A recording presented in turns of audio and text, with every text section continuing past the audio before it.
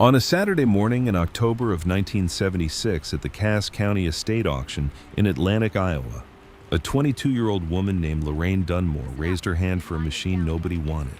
The auctioneer had been trying to move the lot for 5 minutes. A 1953 Alice Chalmers WD-45. Faded orange paint showing bare metal at the fenders, a cracked seat held together with baling wire, an engine that hadn't turned over in 2 years. He started at $1,000, got nothing, dropped to $800, nothing, dropped to $500. Silence from 40 people standing in a half circle on a gravel lot under a sky the color of old pewter. That's when Lorraine raised her hand. $400, she said. The auctioneer looked at her, looked at the crowd, looked back at her. The crowd looked too. A young woman in a canvas work jacket 2 sizes too big, steel-toed boots caked in barn mud, and hands that didn't belong to someone her age, calloused across every knuckle. Grease worked into the lines of her palms and under every fingernail, the kind of hands that come from years of wrenching in cold workshops before dawn. 400 going once, going twice, sold. Then the Gleaner Combine came up, 1960 model, rust along the feeder housing like a wound that had never been treated. Canvas belt fraying at both edges, the kind of machine that most farmers in the crowd had replaced a decade ago and forgotten about. The auctioneer asked for 1,000. Silence. Asked for 700. Lorraine raised her hand again. A man near the back bid $750. Lorraine went to $800. The man shook his head and looked at the ground the way people do when they've decided someone else's mistake isn't worth competing for. Sold. $800. Lorraine Dunmore had just spent $1,200 on 2 machines that the rest of the auction crowd considered scrap metal. She had $100 left in her pocket. That was everything. Every dollar she owned in the world. The auction clerk wrote up the receipts and asked her twice if she was sure she wanted both machines. She signed without hesitation. Her handwriting was small and precise, and she didn't look up while she wrote. Now let me tell you about the man who was watching from the exit, because his words that afternoon would follow him for the next 20 years. Garland Tate had been standing near the gate with 2 of his salesmen, watching the auction the way a hawk watches a rabbit cross an open field. Garland owned Tate Farm Equipment, the John Deere dealership in Audubon, 30 miles west. He was 49 years old, thick through the shoulders, always wore a pressed khaki shirt with his name stitched in navy thread above the left pocket, and he had a gold watch on his left wrist that he checked more often than necessary, as if time itself was something he kept inventory of. He'd been selling John Deere equipment in Audubon County since 1961. 15 years of handshakes and financing agreements, and coffee poured in a showroom that smelled like new rubber and diesel. And in those 15 years, Garland Tate had developed strong opinions about who belonged in farming and who was wasting everyone's time. He walked over as Lorraine was signing the last receipt. He put his hand on her shoulder the way a man might pat a child who had done something foolish but harmless. A gesture that assumed permission, a gesture that assumed she wouldn't mind. "Sweetheart," he said, smiling, "those machines are older than you are. That WD-45 hasn't run in 2 years, and that Gleaner hasn't cut a clean acre since Eisenhower was in office. If you're serious about farming your granddaddy's place, come see me in Audubon.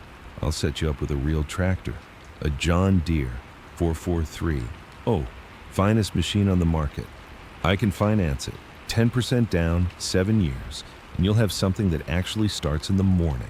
Lorraine looked at his hand on her shoulder, looked at his clean fingernails, looked at the gold watch catching the October light. "How much?" she said. $38,000 for the tractor alone. Combine would be separate. I've got a $7,700 that would turn that 280 acres into real money. $65,000 for the pair, financed. Lorraine did the math in her head the way her grandfather had taught her to do math. Not the monthly payment, the total. $103,000 in equipment, 7 years of interest on top. She'd be paying for those machines long after they needed replacing. She'd be paying Garland Tate for a decade. And at 9% interest, the actual cost when all the payments were made would come closer to $135,000 for 2 machines. "I appreciate the offer, Mr. Tate," she said. "I'll manage with what I've got." She stepped sideways so his hand fell away from her shoulder. A small movement. deliberate. The kind of movement a woman learns to make when she's spent her life being touched without being asked. Garland's smile didn't change, but something behind it did. Something colder settled in behind the teeth. "Suit yourself," he said. But when that gleaner breaks down in the middle of harvest, and you're standing in a field with 280 acres of corn going to waste, don't say I didn't warn you. Lorraine walked to her truck without looking back. Behind her, she heard Garland say something to his salesman. She didn't catch all of it, but she caught enough. 2 words carried clear across the gravel lot like stones skipping over water. "Little girl." Let me tell you what Garland Tate said about Lorraine Dunmore that afternoon at the coffee counter inside his dealership, because those words would follow him for the next 20 years like a debt he couldn't refinance. He told 3 farmers sitting in the waiting area the whole story. Told it with a grin. Told it like a joke at a dinner party where the punchline was someone else's dignity. That Dunmore girl just bought 2 pieces of scrap metal at the Cass County auction and thinks she's going to farm 280 acres with them. The WD-45 is 23 years old. The Gleaner hasn't cut a clean row since Kennedy was president. She paid $1,200 for the pair. You know what that tells me? That tells me she'll be back in my showroom inside of 6 months, begging for a real tractor. And by then she'll be desperate enough to sign whatever I put in front of her. Mark my words, she'll be done by spring. The 3 farmers laughed. Garland poured more coffee. By Monday morning, the story had reached the Audubon feed store, the co-op, and 2 churches. By Friday, everybody in the county had heard some version of it. The girl who bought junk at auction, the girl who thinks she can farm alone, poor Virgil's granddaughter, in over her head. Now let me tell you about Lorraine Dunmore, because you need to understand the woman before you can understand what she did. Lorraine lost her parents when she was 9 years old. Her father, David Dunmore, and her mother, Carol, were driving home from a grain marketing meeting in Harlan on a November evening in 1963 when a cattle truck ran a stop sign on Highway 71. The impact killed them both before the volunteer fire crew arrived. The truck driver walked away with a broken collarbone and a story he'd tell differently every time someone asked. Lorraine was at home with her grandfather. She was doing homework at the kitchen table, long division, her pencil sharp, her numbers careful, when the sheriff's car pulled into the yard. She saw the headlights sweep across the kitchen ceiling. She heard the engine shut off and the car door open and close. And she knew. She was 9 years old, and she knew before the knock came, because sheriffs don't drive to farmhouses after dark to deliver good news. Virgil Dunmore raised her from that night forward. He was 58 years old, a widower himself. He'd already buried his wife to cancer 4 years earlier, standing beside the same grave plot where he now stood with his granddaughter's hand in his, watching 2 more coffins go into the ground. He didn't cry at the graveside, not because he didn't feel it, because Lorraine was watching. And Virgil believed that what a child sees in the adults around her becomes the architecture of what she believes is possible. Virgil had farmed 280 acres of corn and soybeans west of Audubon for 28 years. He'd bought the land in 1948 with savings and a GI loan, paid the loan off in 4 years, and never borrowed another dollar in his life, not once. Not for equipment, not for seed, not for the roof when it leaked or the barn when it sagged or the pickup when it threw a rod on the county road in January. He fixed what broke with what he had, and what he had was enough because he made it enough. Before the farm, Virgil had been an army mechanic in the Second World War, stationed in Normandy after D-Day, assigned to the grueling, relentless work of keeping Sherman tanks running under fire. He'd rebuilt transmissions in frozen mud with artillery shaking the ground beneath his hands. He'd fabricated replacement parts from salvaged German equipment when supply lines were cut, and the depot was 3 days behind schedule, and the tanks had to roll at dawn regardless. He came home in 1946 with 2 things burned into his bones.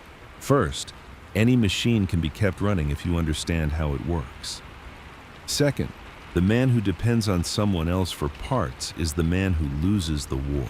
He farmed with an Alice Chalmers WD-45 he'd bought new in 1953, ran it for 23 years, maintained it with a discipline that bordered on religion. Every repair logged in a journal, every part number recorded, every modification sketched out in precise detail, drawn by a man who'd learned to diagram mechanical systems under artillery fire and never lost the habit.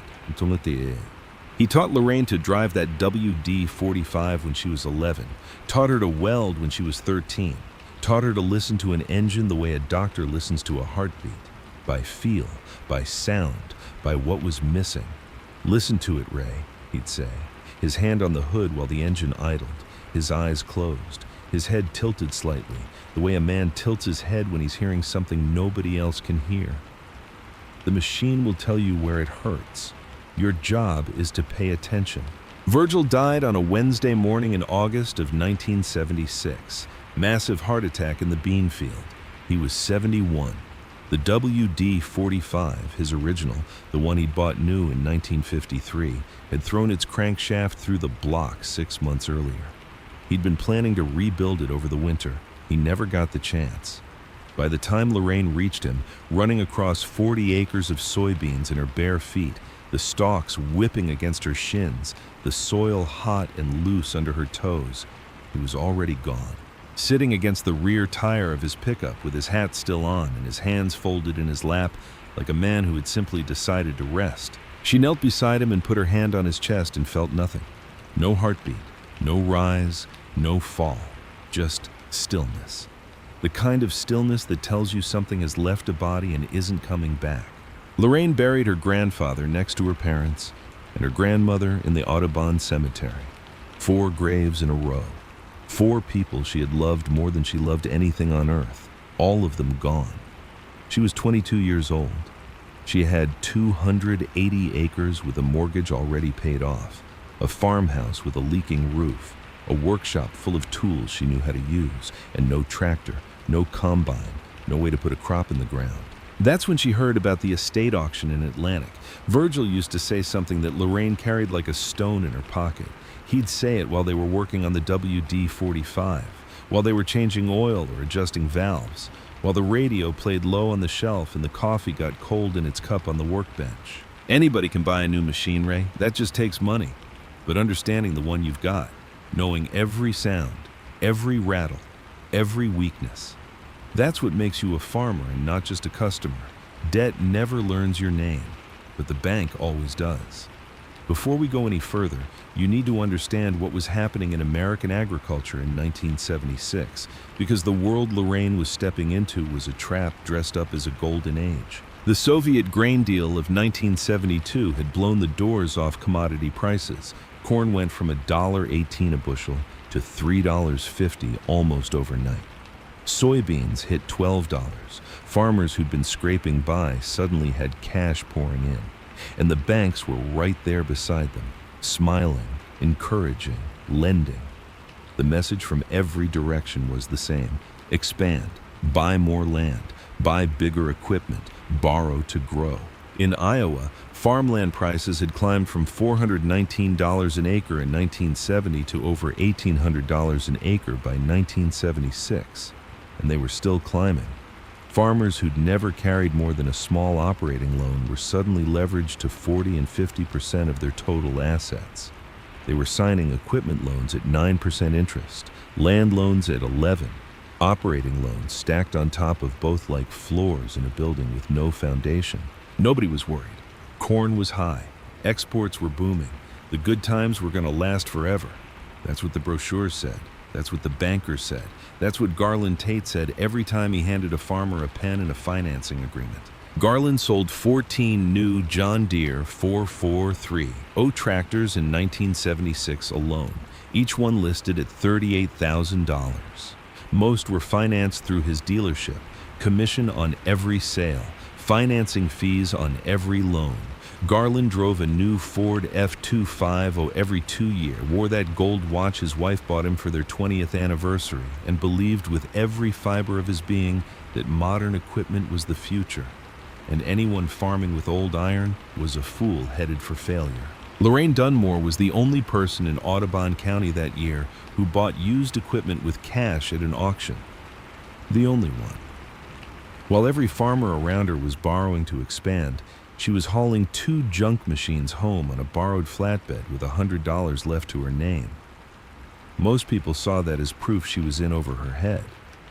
Nobody considered the possibility that she was the only one standing on solid ground. Let me tell you about what Lorraine found when she got those machines home, because this is where the work began, and the work is where the woman was made. She backed the flatbed into the workshop bay on a Sunday afternoon and spent the first hour just looking. The WD-45 sat on the concrete floor under the single overhead bulb, and Lorraine walked around it slowly, the way her grandfather used to walk around equipment at auctions, not touching yet, just looking, reading the machine the way a surgeon reads an X-ray, searching for what was broken and what was hiding. The engine was a 4-cylinder, 226 cubic inch power plant, originally designed to run on distillate fuel. Virgil had converted his own WD-45 to gasoline years ago, and Lorraine already knew the process step by step. The clutch was shot. She could tell from the pedal feel alone. Mushy, no engagement point, which meant the friction disc was worn past its service life. The hydraulic system leaked at the pump seals. She could see the stain on the concrete where fluid had pooled during the auction preview, dark and spreading like a secret the machine couldn't keep. The steering was loose, probably worn kingpins, and the battery was dead. The gleaner. A was worse on the surface but better in its bones. The combine's cutting platform was solid steel, heavy, overbuilt the way equipment used to be before accountants got involved in engineering. The cylinder bars in the threshing assembly were worn but not cracked. The sieves needed cleaning and adjustment. The canvas belt on the feeder housing was frayed, missing teeth along both edges, and would need replacing before it could cut a single row. But the frame was straight. The auger housings were tight, and when Lorraine climbed up and sat in the operator's seat, the view forward over the header felt right. It felt like something she recognized the way you recognize a room you haven't been in since childhood, but never forgot. She started with the WD-45 because she needed a tractor before she needed a combine. She pulled the clutch assembly on the first evening, working under a trouble light clipped to the hood latch, her grandfather's tools laid out on a shop rag beside her. The wrenches still warm from the last hands that had held them. When she pulled the pressure plate and exposed the friction disc, she found something that made her stop. A small piece of masking tape stuck to the inside of the clutch housing. Her grandfather's handwriting, faded but legible, the letters small and precise, written with a pencil that had been sharpened with a pocket knife. Torque bolts to 45 foot-pounds. Don't over-tighten. Virgil will save you a gasket. She sat on the cold concrete floor with that piece of tape in her fingers and breathed through the tightness in her chest. Her grandfather had never owned this particular WD-45. He'd never worked on it. But every WD-45 clutch housing was the same, and Lorraine realized this wasn't a note left for her. It was a note left in his own WD-45 years ago, a note to himself, describing the same process she was performing now on a different machine. The knowledge was universal. The machines were the same.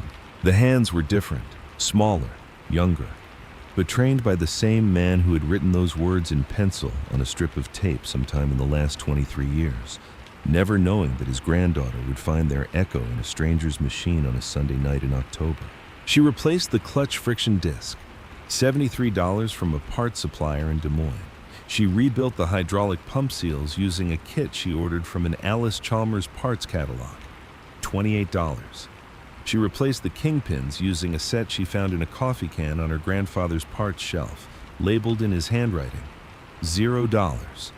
She cleaned the carburetor, replaced the points and condenser, charged the battery, and on the 14th day, she turned the key. The engine caught on the third crank, rough at first, coughing, stumbling over its own compression like a man waking from a long sleep. And then it found its rhythm, a steady, unhurried idle that vibrated the shop floor and rattled the coffee cans on the shelf and sent a low hum through the concrete and up through the soles of Lorraine's boots and into her bones. She sat in the seat and let it run for 10 minutes without moving, just listening, feeling the rhythm settle into something she recognized from 1,000 mornings watching her grandfather warm up his own WD-45 before heading out to the field. The same sound, the same patient heartbeat, different machine, same blood. The gleaner took longer. She replaced the canvas feeder belt with a section she cut from a worn-out grain elevator belt she found behind the co-op in Audubon. Cost nothing. She sharpened the cylinder bars by hand on her grandfather's bench grinder, working each bar to the same angle, the same edge, matching the wear pattern Virgil had maintained on his own equipment for decades. She rebuilt the fuel system, cleaned every screen, replaced 2 hoses, and adjusted the concave clearance using measurements she remembered her grandfather teaching her when she was 16, sitting on an overturned bucket in this same workshop while rain beat against the metal roof. Total repair cost for both machines, $111. The WD-45 clutch, $73. The hydraulic seals, $28. The kingpins from the coffee can, the belt from the scrap pile. The knowledge from 1,000 hours in this workshop with a man who believed that understanding a machine was the same as owning your life. Everything else came from her grandfather's parts shelf, her grandfather's tools, and her grandfather's knowledge stored in her hands like muscle memory, like language, like prayer. Garland Tate would have sold her a new John Deere 4430 tractor for $38,000 and a new John Deere 7700 combined for $65,000. Total $103,000 financed at 9% over 7 years, which meant she'd actually pay closer to $135,000 when the interest was done. Lorraine had spent $1,211 total. Her machines were older, they were slower, they were not impressive to look at, but they were hers, free and clear, and nobody could take them by making a phone call. A man named Otis Farnham showed up at Lorraine's workshop on a cold morning in early December. Otis was 69 years old, retired, lived 4 miles north on a quarter section he'd sold to his nephew in 1974. He'd been a farm mechanic his entire life, the kind of man who could rebuild a transmission by feel in a snowstorm with his eyes closed and his fingers numb and still get every bolt torqued to specification. And he'd been Virgil Dunmore's closest friend for 30 years. They'd served in the same motor pool in Normandy, come home on the same ship, settled within driving distance of each other in Audubon County as if they'd planned it on the deck of that transport vessel crossing the Atlantic. 2 young men covered in grease and engine oil, looking at the horizon and talking about what they'd do when they got home. Lorraine was setting the ignition timing on the WD-45 when Otis's battered Chevy pickup pulled in. He got out slowly, the way old men get out of trucks in December, every joint a negotiation, every step a decision. He walked into the workshop without knocking and stood beside the tractor and watched Lorraine work for a full minute before speaking. "Your granddad would have done exactly this," he said. His voice was low and rough and carried the weight of a man who had been saying things that mattered for a very long time and was not about to waste a word. Lorraine looked up. She hadn't seen Otis since the funeral. "Those aren't junk," he said, nodding at the WD-45 in the gleaner. "I don't care what Garland Tate tells people at his coffee counter. Those are solid machines. They just need someone who knows what they are." Otis stayed for 3 hours that first day. He showed Lorraine how to read the color of exhaust smoke to diagnose fuel mixture. Blue meant oil burning past the rings. Black meant too rich. Light gray, almost invisible, meant the engine was running clean. He checked her timing adjustment, nodded approval with a grunt that was the highest praise he knew how to give, and told her one thing before he left. "Your grandfather used to say that new equipment is a promise somebody else makes to you. Old equipment is a promise you make to yourself." He was right about that. He was right about most things. Otis came back twice more that month, once to help Lorraine adjust the concave spacing on the gleaner, once to drop off a box of Alice Chalmers parts he'd been keeping in his own barn for years, waiting for someone who'd need them. He never charged her $1. He never offered advice she didn't ask for. He just showed up, worked quietly, and left. The third time he came, Lorraine asked him about a locked drawer in the bottom of her grandfather's workbench. She'd tried every key on Virgil's keyring, 14 keys. None of them fit. Otis looked at the lock for a long time. Then he looked at Lorraine. His eyes were gray and steady and held something she couldn't read. "I asked your grandfather once what was in that drawer," he said. "This was years ago. He told me everything Ray is going to need someday." He paused. "When you find the right key, open it alone." Lorraine nodded. She didn't push. The drawer stayed locked, but she found herself glancing at it every time she walked through the workshop. And the question of what was inside followed her to bed every night like a sound she couldn't quite identify. A hum at the edge of hearing, a word spoken in another room. Garland Tate decided to pay a visit. He drove out to Lorraine's place on a Wednesday afternoon in late November, parked his F250 in the yard with the engine still running, and found her underneath the WD-45 replacing a hydraulic line she'd noticed seeping during fall plowing. "Lorraine," he said, standing over her with his hands in his jacket pockets, his boots clean, his shadow falling across her legs. "I'm not here to sell you anything. I just wanted to make sure you're doing all right out here. People are concerned." Lorraine slid out from under the tractor, grease on her forehead, wrench in her hand, work gloves stiff with hydraulic fluid. She looked up at Garland Tate's pressed shirt, his polished boots, his gold watch catching the last of the November light. "People are talking about me, Mr. Tate. There's a difference between that and being concerned." Garland looked at the WD-45, looked at the gleaner parked beside the barn, looked at the workshop with its single overhead bulb and concrete floor and walls covered in Virgil's notes and diagrams, fading but still legible, still precise, still the handwriting of a man who had never rushed a measurement in his life.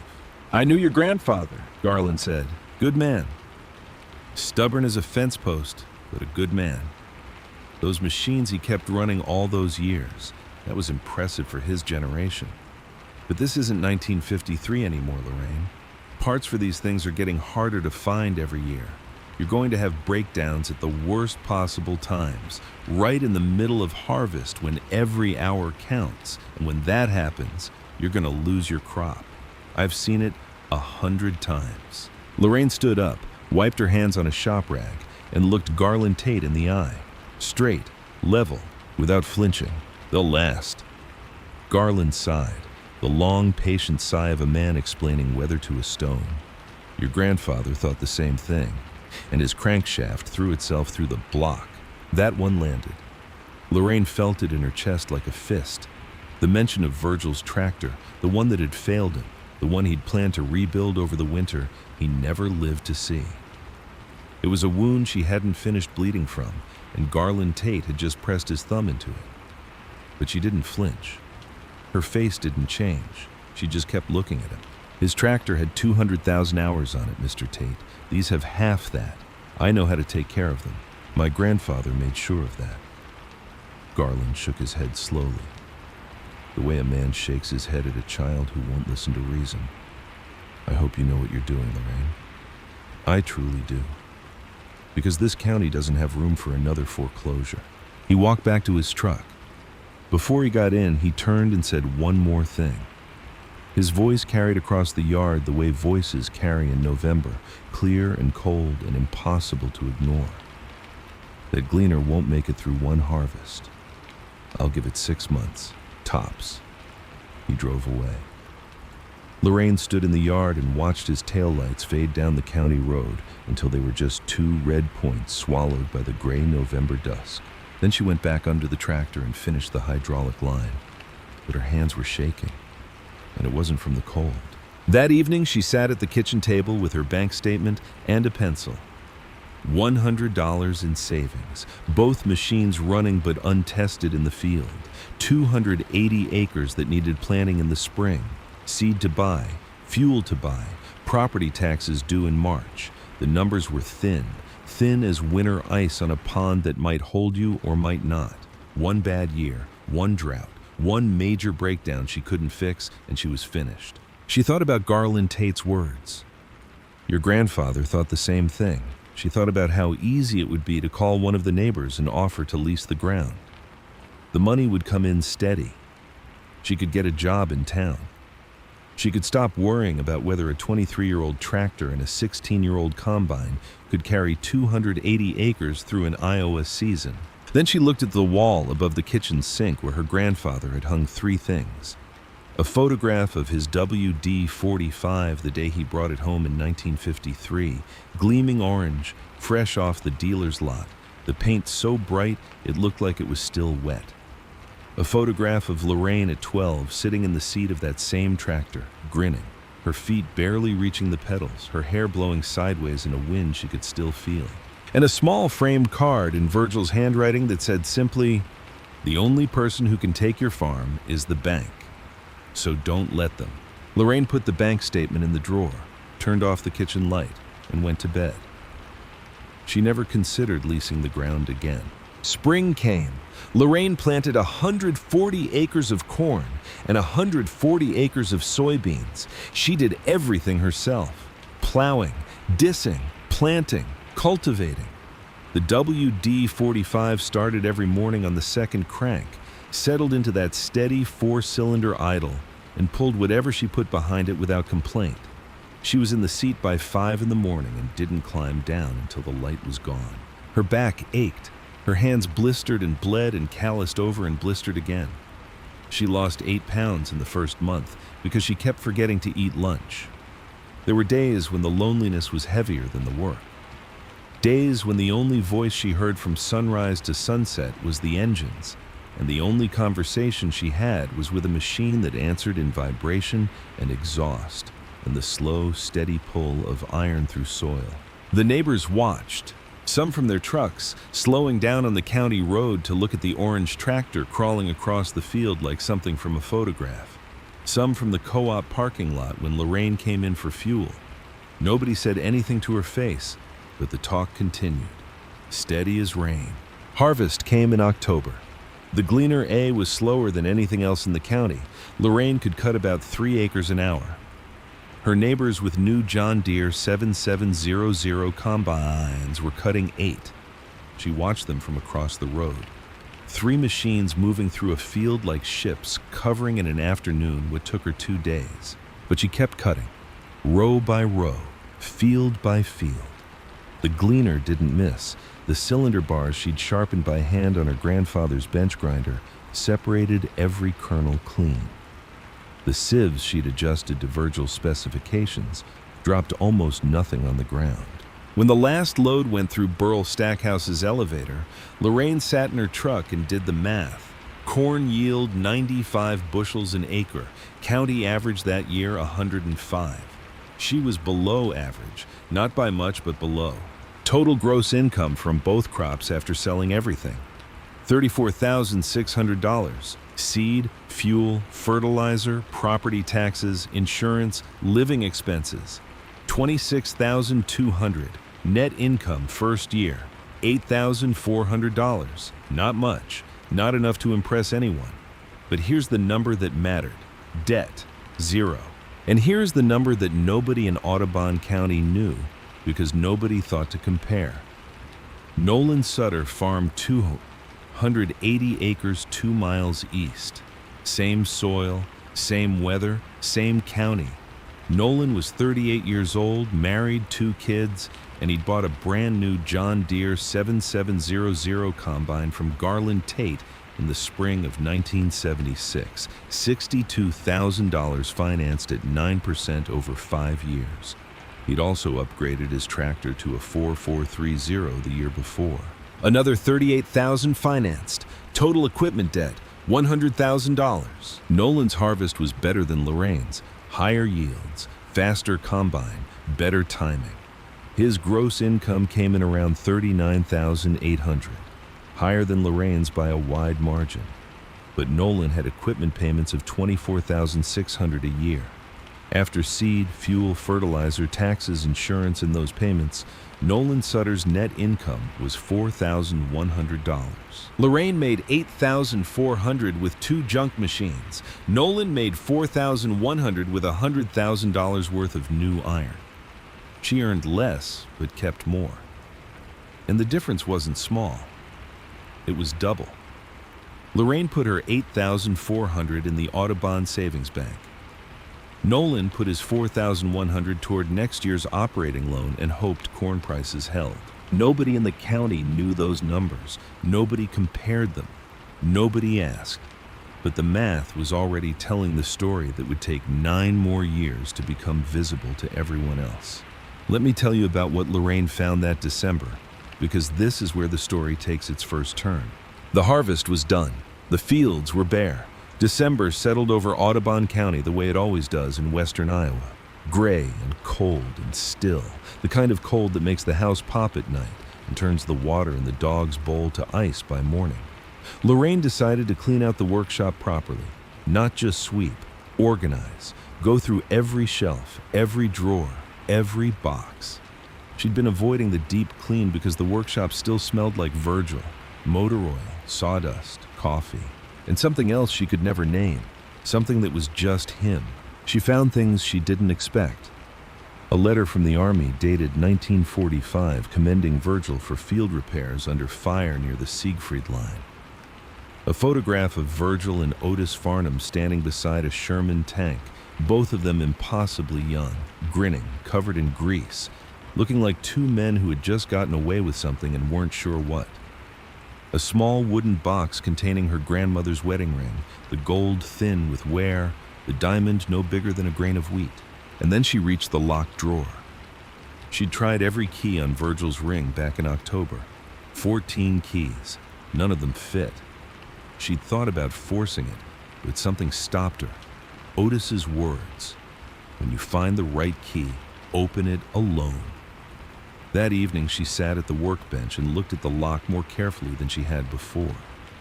It wasn't a padlock. It was a small brass barrel lock, the kind used on military footlockers, the kind of lock a soldier would recognize, military. Lorraine got up, went to the bedroom closet, pulled down the box where she kept Virgil's personal effects, his dog tags, his discharge papers, his service medals, and at the bottom, wrapped in a handkerchief that still smelled faintly of pipe tobacco, a small brass key on a chain that she'd always assumed went to something that no longer existed. The key slid into the lock and turned with a soft click. Inside the drawer, wrapped in an oilcloth, was a leather journal, brown cover, worn soft from years of handling, thicker than she expected, over 200 pages, every one of them filled with her grandfather's handwriting. It wasn't a diary, it wasn't a farm log, it was a maintenance Bible. 28 years of records, every repair Virgil had ever performed on every piece of equipment he'd owned, documented in precise detail. Part numbers, torque specifications, fluid capacities, wear tolerances, diagrams of assemblies drawn by a man who'd learned to sketch mechanical systems under artillery fire in France. Dates, costs, hours of operation between services, notes on what worked and what didn't. But it was more than a maintenance record. Between the technical entries, scattered through 28 years of careful documentation, Virgil had written things down. Observations, lessons, the kind of quiet wisdom that a man puts on paper when he has no one left to say it to out loud. The entry from March 1961 replaced main bearings on the WD-45 today, $47 for parts. The dealer in Audubon wanted $600 for the job. The difference between those two numbers is the difference between owning your life and renting it. The entry from November 1968. Ray helped me adjust the valves today. She's 14, and her hands are steadier than mine. She doesn't know it yet, but she's going to be better at this than I ever was. The entry from September 1974. Garland Tate stopped by again. Tried to sell me a 443. Oh, same as everyone else, same pitch. I told him what I always tell him. I don't need a new tractor, Garland. I need this tractor to keep running, and it will, because I understand it. He shook his head and drove away. He'll never understand that the most expensive machine is the one you don't know how to fix. Lorraine turned the pages slowly, reading by the overhead bulb in the workshop, the December wind pressing against the metal walls. And every page felt like hearing her grandfather's voice in the room. Steady, patient, present. But it was the last 30 pages that changed everything. Virgil had filled them with technical drawings, detailed, precise, engineer-grade sketches of modifications to the Gleaner A Combines threshing system. He'd designed a change to the cylinder bar angle, rotating each bar 3 degrees from the factory specification, which would alter the way grain was stripped from the cob. The drawings included measurements, clearances, material specifications, and a note explaining the theory. The factory angle was optimized for dry corn at standard harvest moisture, but Iowa corn in a wet year came through the combine at 18 to 22% moisture, which caused the standard threshing system to choke and jam. Virgil's modification would handle wet corn without jamming at the cost of slightly slower throughput. The same trade he'd learned in the Army: sacrifice speed for reliability, build for the worst conditions, not the best. He'd never installed the modification. The drawings were dated April 1976, 4 months before he died. At the bottom of the last page, in handwriting that trembled slightly, the letters not quite as steady as the ones from 20 years earlier, he'd written a note. "Ray, if you're reading this, don't sell the machines. They're better than anyone thinks. I made them for you. Not these exact ones, but this kind. The modification drawings are ready. You just need to finish what I started. Trust the iron. Trust what I taught you. And don't let anyone tell you what you can or cannot do with your own 2 hands." Lorraine sat on the workshop floor with the journal in her lap and cried. Not the quiet kind. The kind that comes from somewhere deep, from a place you didn't know existed until it breaks open. The kind that shakes your shoulders and makes sounds you don't recognize as your own. She cried for her grandfather. She cried for the note he'd written, knowing she might never find it. She cried because he'd spent the last months of his life designing something to help her succeed at a life she hadn't even started yet, a life he believed in more than she did. She cried for 30 minutes. Then she wiped her face with a shop rag that smelled like motor oil in her grandfather's hands. And she opened the journal to the modification drawings and began to study. It took her 3 weeks to fabricate and install the modification. She worked from Virgil's drawings using his tools, his bench grinder, his welding rig, the acetylene torch he'd bought in 1962 and maintained with the same care he gave everything. Total material cost, $47 for steel stock and fasteners. When she finished, she sat in the Gleaner's operator seat and looked out over the header at the empty winter field. The stubble stretched flat and silver under a sky that was already thinking about snow. And she felt something she hadn't felt since the day she'd raised her hand at the Cass County auction for 2 machines nobody wanted. She felt ready. Not confident, not certain, ready. The way a person feels when they've done everything they can do and the rest belongs to the soil and the weather and the turning of the year. The locked drawer was open. The journal was in her hands. The modification was installed. And somewhere in the distance, past the bare fields and the county road and the gray December sky, the next harvest was already waiting.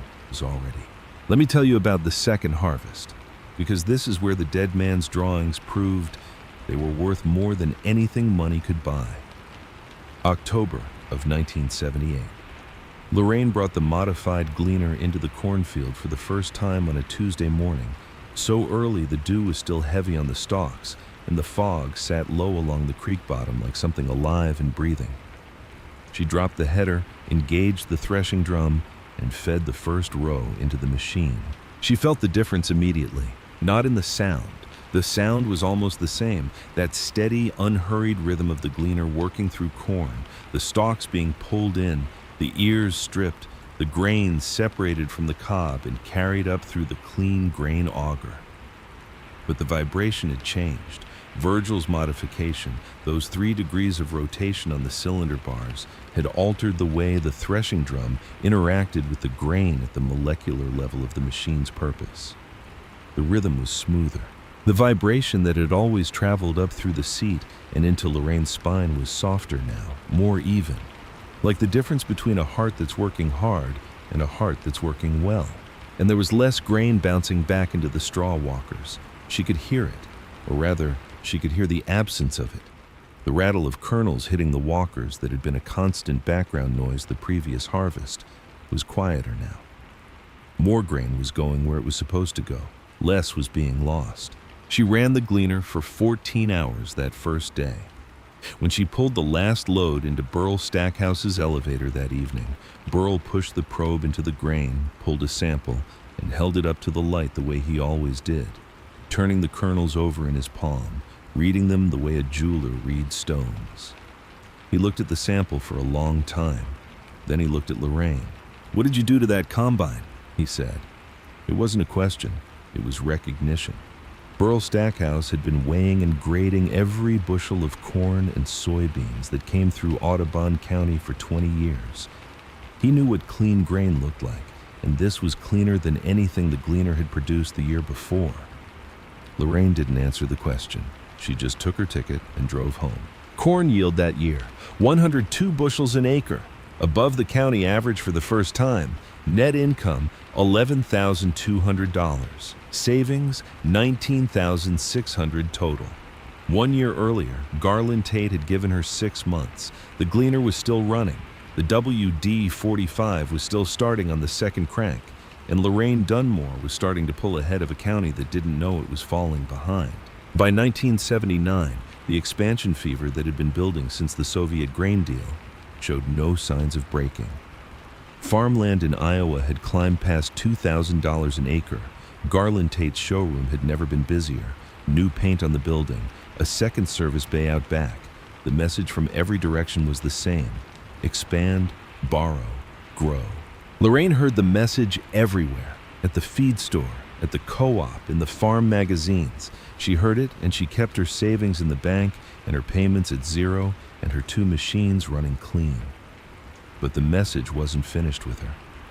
In the spring of 1979, it came to her front door wearing a pressed shirt and a gold watch and a banker's smile. Garland Tate pulled into Lorraine's yard on a Thursday morning in April, and he wasn't alone. The man in the passenger seat was Lyle Embry, branch manager of Audubon Savings and Loan, 52 years old, gray suit, gray hair, a briefcase that he carried with both hands the way a man carries something he considers important enough to protect from the weather.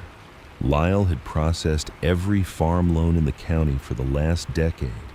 He knew the numbers the way Burl Stackhouse knew grain quality, by weight, by color, by what was missing. Garland and Lyle stood in Lorraine's yard and made their case. It was coordinated, practiced, the kind of pitch that had been delivered in 100 farmyards across western Iowa that spring. Lyle did most of the talking. His voice was smooth and reasonable. "Margaret," he said, using her legal name the way bankers do when they want to sound official, "you're sitting on 280 acres of prime Audubon County farmland, paid off, no encumbrances. Do you know what that land is worth right now?" She knew. Everybody knew. Over $1,800 an acre and climbing. "That's over $500,000 in asset value," Lyle continued, "and you're farming it with equipment that belongs in a museum. No offense intended, I understand it works for you, but you're leaving money on the table. The county extension office says you could increase your yield by 30% with modern equipment and expanded acreage. We can finance 160 acres of the Pemberton ground south of your section, $1,800 an acre. Full financing at 9.5%. And Garland here can set you up with the equipment to farm it properly." Garland stepped in. Same smile, same pitch, same gold watch, a 4430 and a 7700. Same package I offered you 3 years ago. Prices have gone up, but the value is better than ever. You finance the land and the equipment together. You're looking at increased gross income of 40 to 50% within 2 years. The numbers work, Lorraine. Every farmer in this county who's expanded in the last 3 years is making more money than the year before. Lorraine looked at them, at Lyle's briefcase and Garland's watch, and the practiced ease with which they stood in her yard, and told her that what she was doing wasn't enough, that what Virgil had built wasn't enough, that 280 acres free and clear was a waste of potential, and the solution was debt. She did the math the way she always did the math, not the monthly payment, the total. 160 acres at $1,800 an acre was $288,000 for the land. Equipment would be another $100,000 at minimum. Total debt somewhere near $400,000. At 9.5% interest over 20 years, she'd pay back nearly double that, close to $700,000, for land and machines that could lose half their value in a downturn. "My grandfather wanted this land free," she said. "It is." Lyle and Garland exchanged a look, the look that men exchange when a woman says something they've already decided to disregard. "Your grandfather was a good man," Garland said, "but he farmed in a different era. The world has changed, Lorraine. Every smart farmer in this county is expanding right now. The ones who aren't are going to be left behind."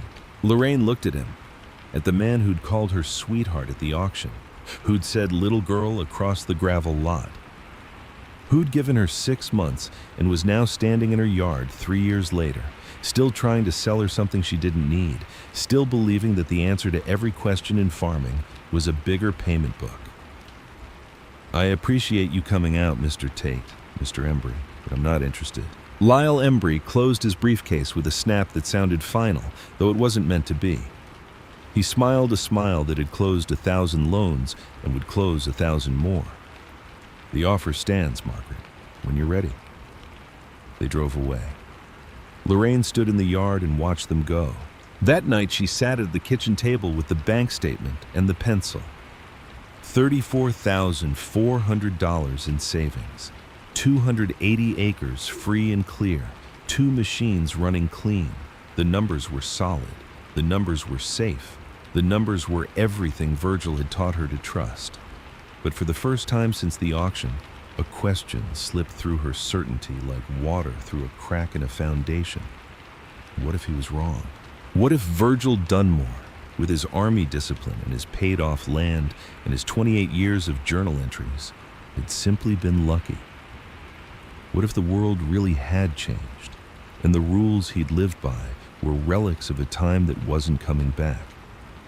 She looked at the wall above the sink, at the 3 things Virgil had hung there, at the framed card in his handwriting. "The only person who can take your farm is the bank, so don't let them." She looked at it for a long time, and then she went to bed. The doubt didn't leave, but it didn't win either. It just sat in a corner of her mind like a guest she hadn't invited, quiet and watching. The year 1980 answered the question. The rain stopped in June, just stopped, as if someone had turned a valve shut somewhere above western Iowa and walked away. The sky went white, the soil cracked, the corn that had been knee-high and dark green by the 4th of July turned pale by the end of the month and started curling its leaves inward by August, the way a hand curls into a fist when it has nothing left to hold. It was the worst drought in Audubon County since 1956. Lorraine watched it happen from the seat of the WD-45, driving through fields that should have been chest-high and were barely waist-high, the leaves rustling with a dry, papery sound that had no life in it. She could feel the heat radiating up from the soil through the tractor's frame, through the seat, into her body. The air tasted like dust and dying chlorophyll and something metallic that she later realized was the taste of a crop that wasn't going to make it. Corn made 58 bushels an acre. Net income, $3,300. Barely enough to cover property taxes and seed for next year. Lorraine ate potatoes and dried beans for 3 months. She lost weight she couldn't afford to lose. Her clothes hung on her frame like fabric on a fence post. She heated the farmhouse with wood she cut herself from the windbreak along the north field because she couldn't justify the propane bill. She went to bed hungry more nights than she would ever admit to anyone, and she woke up hungry, and she drove the WD-45 to the field hungry, and the hunger became just another weight on a frame that was learning how much it could bear. But she didn't borrow $1, not one. Savings after the drought year, $37,500. Down from the year before, but still there. Still hers. Still untouched by any banker's pen. She remembered something Virgil had written in the journal, an entry from the drought of 1956.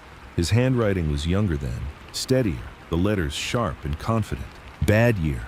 Corn made 41 bushels, but I'm still here and I don't owe anyone. The man who survives a drought with no debt is richer than the man who survives it with a payment book. One sleeps at night, the other watches the ceiling. Lorraine read that entry 3 times. Then she closed the journal and put it back in the drawer. The doubt that had slipped in after Garland and Lyle's visit was gone, burned away by a drought that proved exactly what Virgil had always said. Bad years come, they always come. And when they come, the only thing that matters is what you owe. The answer was nothing, and nothing was everything. Let me tell you about 1981, because this is the year the world proved Virgil Dunmore right in the cruelest way possible. Paul Volcker and the Federal Reserve raised interest rates to 21.5%. The prime rate, the rate that every farm operating loan and equipment loan and land mortgage in America was tied to, went through the roof like a fist through glass. Overnight, farmers who'd been making their payments found themselves drowning. A loan that cost 9% in 1976 now renewed at 18, 19, 20%. The math that had worked in the boom years didn't just stop working. It reversed. It became a trap with steel jaws. Corn prices dropped. Land values started sliding. The message from the banks changed from expand to survive. Lorraine planted her corn and her beans. The WD-45 started on the second crank, the modified gleaner cut clean.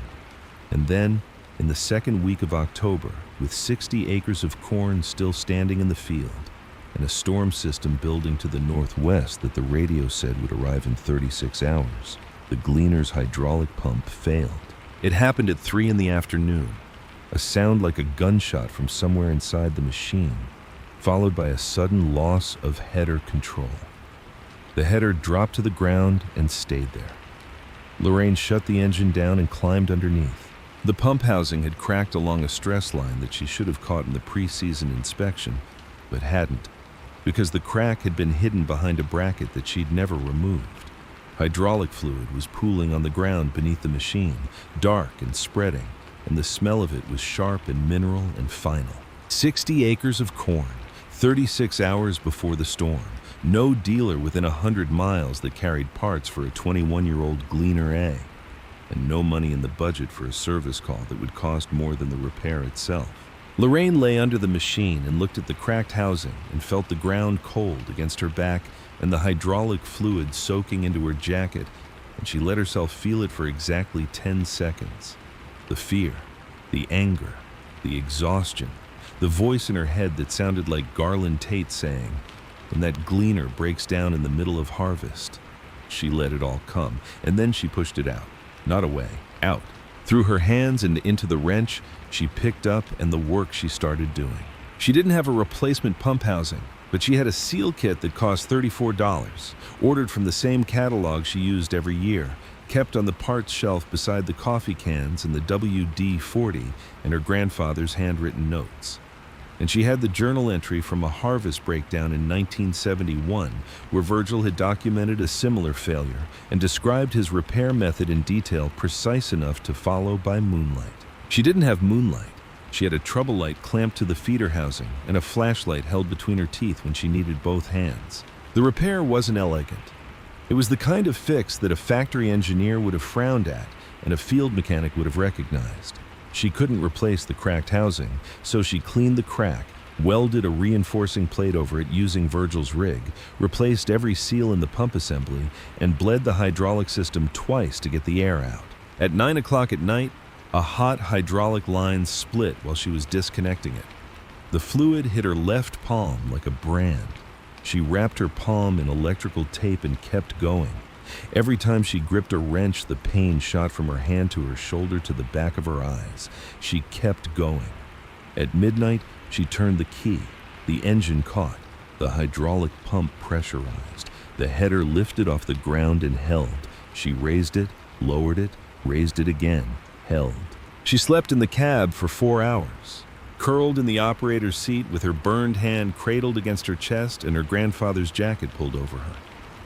She set the alarm on her wristwatch for 4:30, and when it went off, she was already awake. She started cutting at dawn. By noon the next day, the 60 acres were done.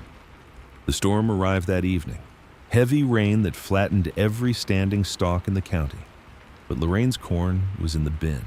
Cost of repair, $34 for a seal kit, labor, her own, downtime, 8 hours. 2 miles east, Nolan Sutter had a breakdown that same week. His John Deere 7700, the one Garland Tate had sold him for $62,000, through an electrical harness on a Wednesday afternoon.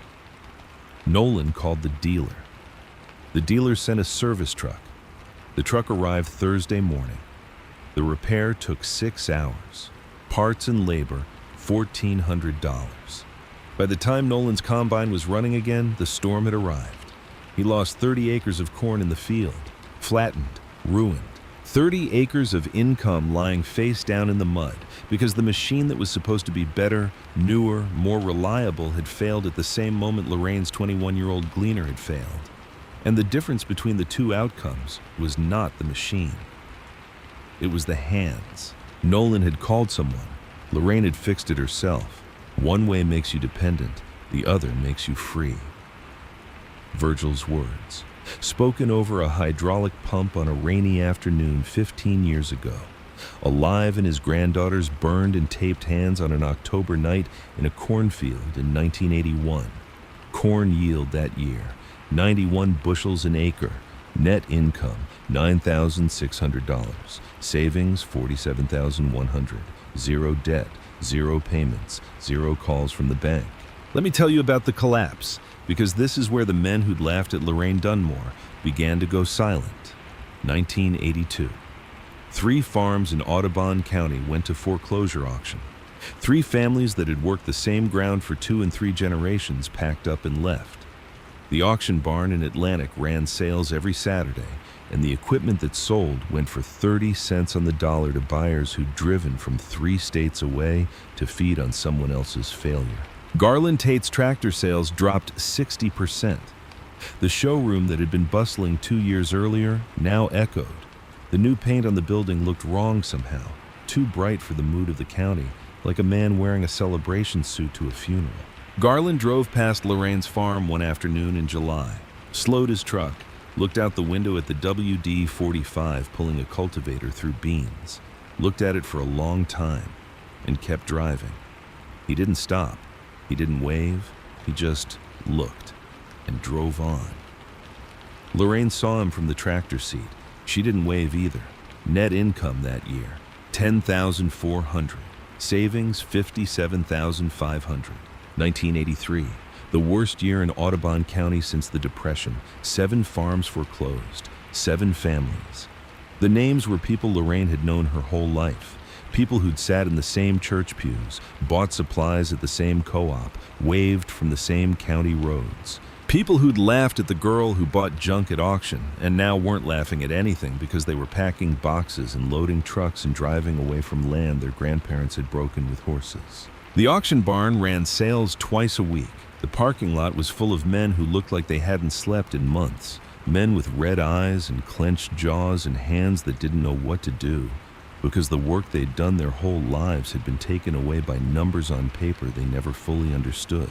Lyle Embry at Audubon Savings and Loan processed 11 foreclosure filings that year. The same man who'd stood in Lorraine's yard with his briefcase and his gray suit and told her the offer stands. And then, on a cold afternoon in late December of 1983, Garland Tate drove to Lorraine's farm one more time. This time was different. Lorraine could see it before his truck stopped. The F250 came up the drive slower than usual, the way a truck moves when the driver isn't sure he wants to arrive. Garland got out and stood in the yard, and he didn't walk toward the house or the workshop. He just stood there, looking at the gleaner parked beside the barn. Looking at it the way a man looks at something he's been wrong about for a long time and is only beginning to understand how wrong. His khaki shirt was wrinkled. She'd never seen it wrinkled before. His gold watch was still on his wrist, but he didn't check it. His shoulders, which had always been thick and squared and set with the confidence of a man who knew exactly what he was selling, looked narrower, as if the bones themselves had contracted. Lorraine came out of the workshop wiping her hands on a rag. She stopped 10 feet away. The same distance she'd kept the last time he'd come. The same careful space. Garland didn't offer his hand, didn't smile, didn't deliver a pitch. He just looked at the gleaner for another long moment and then said something so quiet that Lorraine almost didn't hear it. How is that thing still running? It wasn't a question. Not really. It was something else. The first crack in 23 years of certainty. The first sound of a wall beginning to fail. He said it to the machine, not to her, The way a man says something he's not ready to say out loud to another person, but can't stop from escaping his mouth. He didn't wait for an answer. He looked at Lorraine for 2 or 3 seconds, and something moved behind his eyes that she'd never seen there before. Not anger, not dismissal, not the cold calculation of a salesman measuring a customer. Something closer to bewilderment, the face of a man standing at the edge of a realization he doesn't want to step into. Then he got back in his truck and drove away. Lorraine watched him go. She didn't feel satisfaction. She felt something she couldn't name. A heavy, still feeling, like the air before a storm that hasn't decided whether to arrive. Garland Tate had come to her farm 3 times. The first time to sell her equipment, the second time to warn her she'd fail, the third time to ask a machine a question he was afraid to ask himself. Each time he'd driven away. Each time the distance between what he believed and what was true had grown wider. And each time, Lorraine had stood in the same yard, beside the same machines, on the same ground that was still hers, because no one held paper on it. Let me tell you about Nolan Sutter, because his story is the mirror that reflects everything this story is about, and you need to see it clearly before the next chapter begins. In April of 1983, Nolan couldn't make the payment on the John Deere 7700, the combine that Garland Tate had sold him for $62,000, the combine that was supposed to turn his 280 acres into real money, had become an anchor tied to a drowning man. The interest rate on his loan had climbed from 9% to 17%. His annual payment had nearly doubled. Corn prices had dropped below $2 a bushel, and the land he'd borrowed against, land that Lyle Embry had valued at $1,800 an acre 3 years earlier, was now appraised at less than $900. The bank called in the loan, all of it, land, equipment, the house Nolan's father had built in 1952, everything. The week before the auction, on a Sunday evening when the light was long and gold and the fields were greening with the first shoots of a crop he would never harvest, Nolan Sutter drove to Lorraine's farm. He parked in the yard next to the WD-45 and sat in his truck for a long time. The engine was off. The windows were down. Lorraine saw him from the kitchen and walked out. Nolan didn't get out of the truck. He just sat there with his hands on the steering wheel, looking straight ahead at the barn where the gleaner was parked. His eyes were red, his jaw was tight, he'd lost weight. His wedding ring was loose on his finger and he kept turning it the way a man turns something he's afraid will fall off. "You were right, Ray," he said. His voice was flat and exhausted and held nothing in it except the truth, stripped of everything else, the way a field looks after harvest when there's nothing left but stubble and dirt. About all of it, the machines, the debt, the way to do this. I wish I'd listened. Lorraine stood beside the truck. She didn't know what to say. She'd spent 7 years being laughed at by people who thought she was foolish. And now one of those people was sitting in her yard with red eyes and a loose wedding ring, and nothing left. And being right felt nothing like she'd imagined it would. "I'm sorry, Nolan," she said. "I'm sorry about all of it." Nolan nodded. He still didn't look at her. He looked at the gleaner, at the faded paint, at the canvas belt, at the machine he'd laughed about in the feed store 7 years ago. "Me and Denise are taking the kids to Des Moines. Her sister's got a spare room. I've got a lead on a warehouse job." He paused, swallowed, turned the wedding ring one more time. "I used to drive past your place and slow down and look at that tractor in the field and think, that poor girl, she doesn't know what she's doing. Every time I made a payment on the 770, I thought about how glad I was that I'd bought a real machine. Not something from an auction, not something old." He stopped. The quiet lasted a long time. "And now you own your land and I don't own mine." He started the truck. Before he pulled away, he looked at Lorraine for the first time. "Take care of those machines, Ray. They deserve it." He drove down the county road. Lorraine stood in the yard and watched until the truck was gone.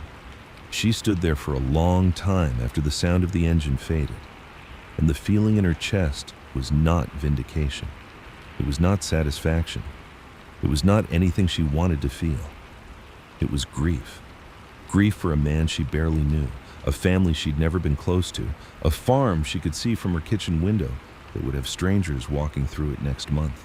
Pricing the equipment and measuring the fields and deciding what a life was worth in dollars per acre. 3 weeks later, Nolan Sutter's 80 acres, the parcel that bordered Lorraine's south field, went to auction. Starting bid, $410 an acre. In 1976, that land had been worth $1,800. Now, it was selling for less than a quarter of its peak price. Lorraine was at the auction. She stood in the back, her grandfather's canvas jacket over her shoulders. She waited until the auctioneer dropped the price low enough. $410 an acre, 80 acres. She wrote a check for $32,800 from her savings account. Cash, no bank, no loan, no payment book. The auction clerk looked at the check and then looked at Lorraine. He recognized her from the Cass County auction 7 years earlier. The girl who bought the junk. He didn't laugh this time. He processed the paperwork and handed her the deed. Savings after the purchase, $24,700. Total acreage, 360. Lorraine drove home and parked in the yard. She sat in her truck for a long time looking at the fields. She'd just bought the land of a neighbor who'd gone bankrupt buying the exact equipment Garland Tate had tried to sell her in 1976. Nolan Sutter had done everything the industry told him to do. Borrowed, expanded, upgraded, and it had destroyed him. Lorraine had done the opposite. Saved, maintained, waited, and now she owned his land. She didn't feel triumph. She felt something heavy and complicated that had no clean name. It was sadness and gratitude and anger and guilt all braided together like rope. And she sat with it until the sun went down and the fields went dark, and the only light was the kitchen window, where 3 things hung on the wall above the sink, waiting for her the way they waited every evening, patient, unchanged, certain. Her grandfather used to say something about moments like this. He'd said it once while they were driving past a foreclosure auction on a summer afternoon, Lorraine watching the strangers walk through a family's barn, pricing things that weren't meant to be priced. Land is the only thing God doesn't make more of, Ray. When someone has to sell, be ready to buy. But only with money you already have, never with money you might earn. That's gambling, not farming. The next year, 1984, Lorraine bought another 60 acres from an estate sale 2 miles south. $380 an acre, $22,800, cash, no loan, savings after the purchase $12,300, total acreage 420 acres, all of it free and clear, every acre owned outright, no bank, no lender, no dealership. The gleaner gave her trouble once during that harvest. A bearing seized in the threshing drum on a Thursday afternoon with the temperature dropping and rain in the weekend forecast. The drum locked up mid-row with a shriek of metal on metal that Lorraine felt through the seat and into her spine. She shut down, climbed underneath, and found the bearing welded to the shaft by friction and heat. She didn't call anyone. She drove the WD-45 home, came back with Virgil's bearing puller and a replacement bearing from a box on the parts shelf, marked in his handwriting. She pulled the drum that evening by trouble light, pressed the old bearing out, pressed the new one in, and reassembled the threshing assembly by the beam of the WD-45's headlights parked facing the combine's open service panel. The gleaner was running again by sunrise. Cost of repair, $12 for a bearing she already had on the shelf. The field was finished before the rain came. A neighbor with a new combine would have called a dealer. The dealer would have sent a truck. The repair would have taken 2 days and cost $1,200 minimum. Lorraine fixed it herself in the field overnight for $12, and the knowledge her grandfather had put in her hands. That was the math Garland Tate never understood, not the price of the machine, the cost of depending on someone else when the machine breaks. By the spring of 1985, Lorraine Dunmore owned 420 acres. She owed nothing to any bank or dealer or lender on earth. She ran every inch of it with a 1953 tractor and a 1960 combine that Garland Tate had called scrap metal 9 years earlier. Her total equipment investment for the entire 9 years, including the original purchase, all repairs, all parts, all modifications, all rebuilds, everything, was under $2,000. $2,000. Her neighbors who had financed new equipment through Garland's dealership had spent $60,000 to $80,000 each over the same period. Most of them were gone now, foreclosed, moved away, starting over in cities that didn't know their names. But the moment that would silence every person who had ever laughed at Lorraine Dunmore was still 5 months away. And it would arrive on a September afternoon with a sound that nobody in Audubon County had heard in public since the day she hauled it home on a borrowed flatbed with $100 in her pocket and a dead man's knowledge in her hands. Let me tell you about September 14th, 1985, because this is the day Audubon County stopped laughing. Wendell Cruz farmed 200 acres 3 miles north of Lorraine. He was 62 years old, one of the few farmers in the county who'd survived the crisis without losing ground, mostly because he'd been conservative with his borrowing and lucky with his timing. Wendell was a good man, quiet, hard-working, the kind of neighbor who'd help you pull a stuck truck out of a ditch at midnight and never mention it again. The kind of man who waved from his tractor seat every morning and meant it every time. In the second week of September, Wendell had a stroke. Mild, the doctor said, but enough to put him in the hospital for 2 weeks. His right hand wouldn't close all the way, and his speech came and went like a radio signal drifting in and out of range. His corn was standing ripe in the field, 200 acres, ready to cut, and the man who was supposed to cut it was lying in a bed in the Audubon County Hospital, staring at a ceiling he couldn't sit up from. The weather forecast made it worse. A major storm system was building in the northwest. Heavy rain, possibly severe, 5 days out. If Wendell's corn wasn't cut before that rain hit, the stalks would flatten, moisture content would spike, and most of the crop would be lost. 200 acres of income, a year's worth of work, a year's worth of property taxes and seed costs and insurance premiums. Gone, lying face down in the mud like a prayer that nobody answered. The word spread through the county the way it always does. By Tuesday, 4 farmers had volunteered to bring their combines and cut Wendell's crop for free. That's how it works in farming country. Has been for 100 years. When a man goes down, his neighbors pick up the row. No invoices, no contracts. Just people doing what people do when the alternative is watching someone lose everything while you stand on the road with your hands in your pockets. Garland Tate heard about it too. He drove out to Wendell's farm on Wednesday morning with a John Deere 7720 combine, a demonstrator model from his showroom, freshly washed, green paint gleaming like something from a magazine advertisement. Good PR, good community gesture, good for business, or what was left of business. The showroom had been quiet for 2 years now, and Garland needed the county to remember that he was still here, still relevant. Still the man you called when you needed equipment that worked. By Thursday morning, 5 combines were lined up along the east edge of Wendell Krause's cornfield.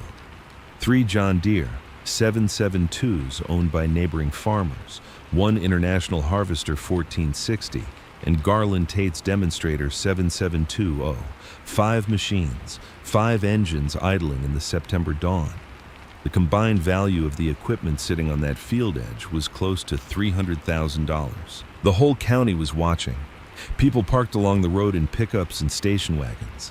Wives brought sandwiches and coffee in thermoses. Kids sat on tailgates with their legs swinging. It felt like a county fair, except the stakes were real and the admission price was a man's livelihood. The 5 combines started cutting at 7 in the morning. The big machines spread across the field in formation, headers down, augers turning. The deep diesel rumble of modern engines filling the morning air like thunder that had forgotten how to stop. Green paint and red paint and the dust rising behind each machine in a plume that caught the early light and turned it gold.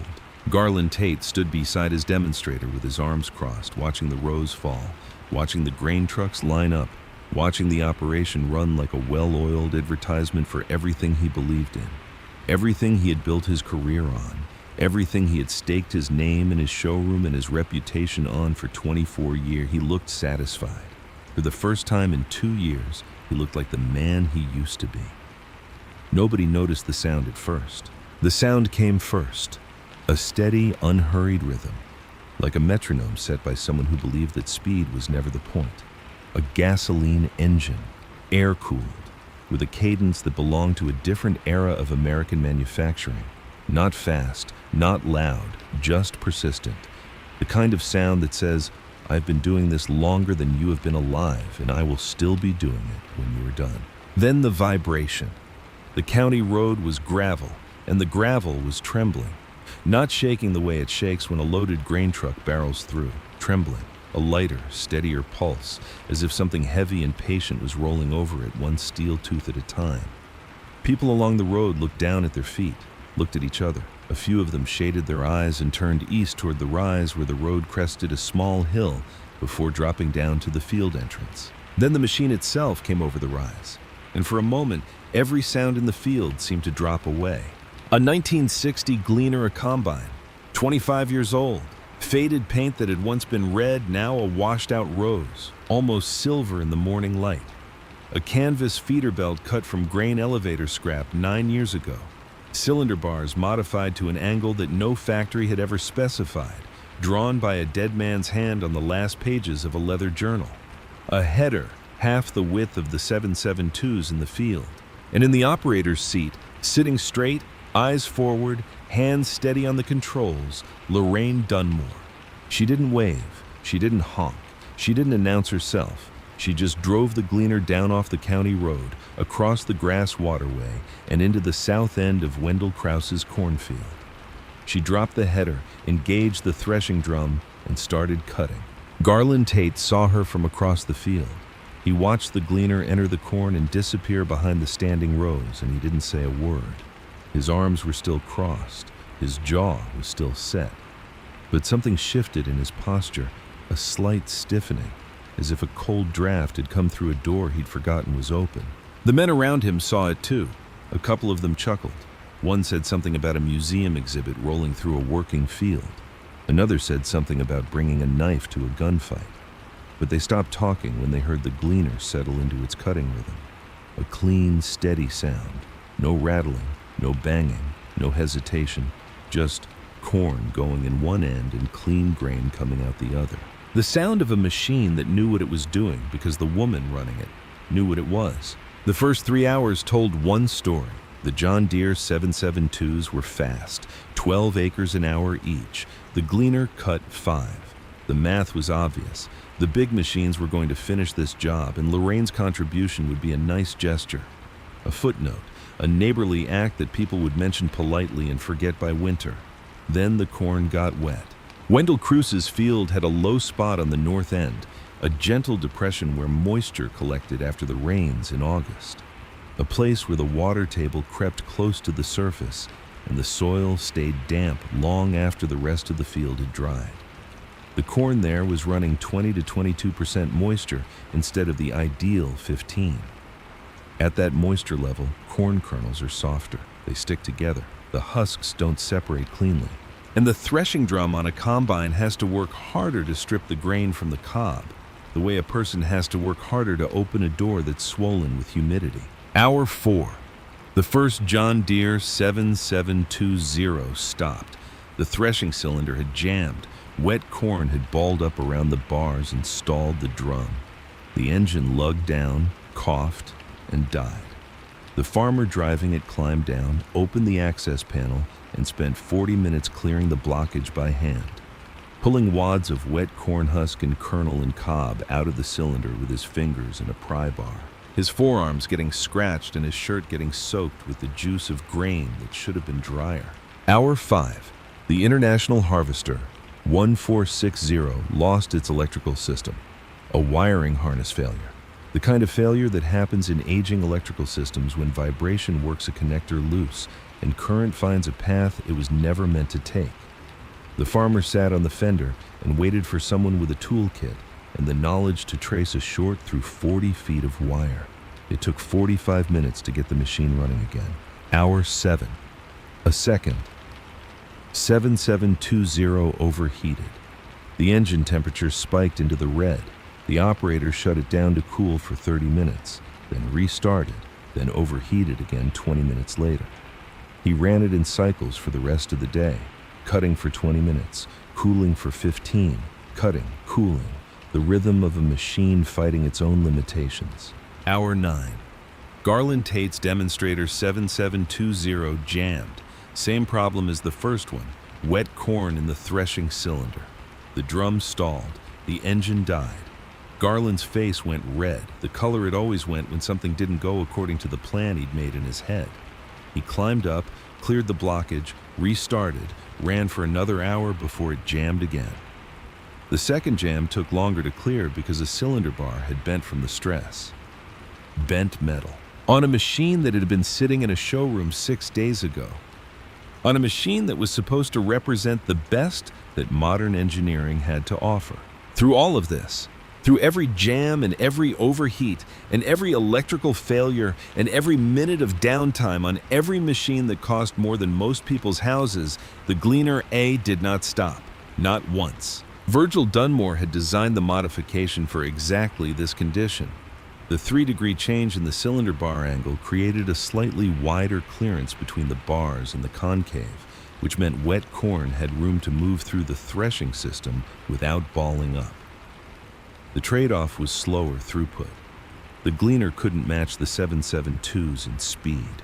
It would never match them. It wasn't built to be fast. It was built to be relentless. The same trade Virgil had learned in the Army. Sacrifice speed for reliability. Build for the worst conditions, not the best. Because the worst conditions are the ones that matter. The worst conditions are the ones that show you what a machine is made of and what the person running it is made of. And on this day, in this field, in corn that was too wet for anything modern to handle without choking. A 25-year-old Gleaner A with a dead man's modification and a living woman's hands was proving what both of them were made of. Lorraine had been in that seat for 14 hours straight. She hadn't stopped for lunch. A woman she didn't recognize had walked a sandwich and a thermos of coffee out to the end of the row during a turn, and Lorraine had eaten while the header was up and the machine was repositioning. She hadn't left the seat otherwise. Her back ached. Her eyes stung from 14 hours of dust and wind and the relentless September sun. Her left hand, the one she'd burned repairing the hydraulic pump 4 years earlier, throbbed with a dull, persistent ache that had become part of the way she felt about the machine. A shared wound, a mark they both carried. But she kept cutting, row by row, pass by pass. The Gleaner's rhythm never faltered. The engine never overheated. The threshing drum never jammed.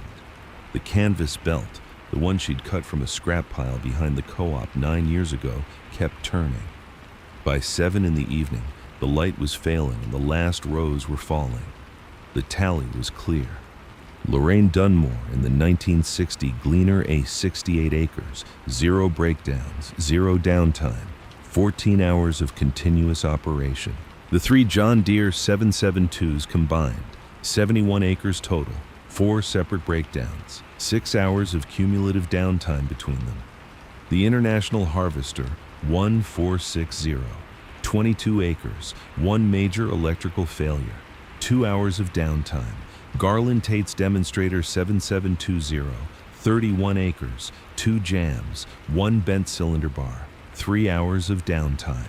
1 machine, 25 years old, operated by 1 woman, had cut nearly as much corn as 3 modern combines put together when actual field performance was measured. Not theoretical, not on paper, not in a brochure. In the field, in wet corn, on a day that mattered. Burl Stackhouse had been running grain carts all day, hauling loads from the combines to the trucks on the road. He'd sampled every load from every machine. When the last cart from Lorraine's rows came through, he climbed up, pushed the probe in, and pulled a handful of kernels. He held them up to the fading light, turned them over in his palm, looked at the grain cart, looked back at the kernels. "How is this possible?" he said to nobody in particular. "This grain is cleaner than anything the 7720s put out today. Less cracked kernels, less foreign material. A 1960 Gleaner A is out cleaning machines that cost $60,000. Nobody answered him, but several people heard, and several people would repeat what he said in the days and weeks that followed, and the words would spread through the county the way all words spread in farming country, over coffee, over counters, over fence lines, until everybody had heard them and nobody could unhear them. The combines shut down one by one as the last rows fell. Engines idled, then died. The field was quiet except for the sound of a few truck engines, and the wind moving through the cut stalks, and the slow ticking of hot metal cooling in the evening air. Wendell Krause's 200 acres were saved. The crop was in. The storm that would arrive in 3 days would hit an empty field instead of a standing crop. Lorraine shut down the gleaner last. She sat in the seat for a moment after the engine died, her hands still on the controls, her back pressed against the seat that had held her for 14 hours, her eyes closed. The silence after 14 hours of engine noise was enormous. It filled the cab like water. It filled her ears and her chest and the space behind her eyes where exhaustion lived. Then she climbed down, and she stood beside the machine with one hand on the faded paint. The paint was warm from the engine heat and smooth under her palm, worn down by 25 years of weather and worked to a surface that felt like skin. People were gathering near the road. Some of them were clapping. The sound carried across the stubble like something she hadn't expected and didn't know what to do with. Wendell's wife, Betty, had come from the hospital with a message from Wendell.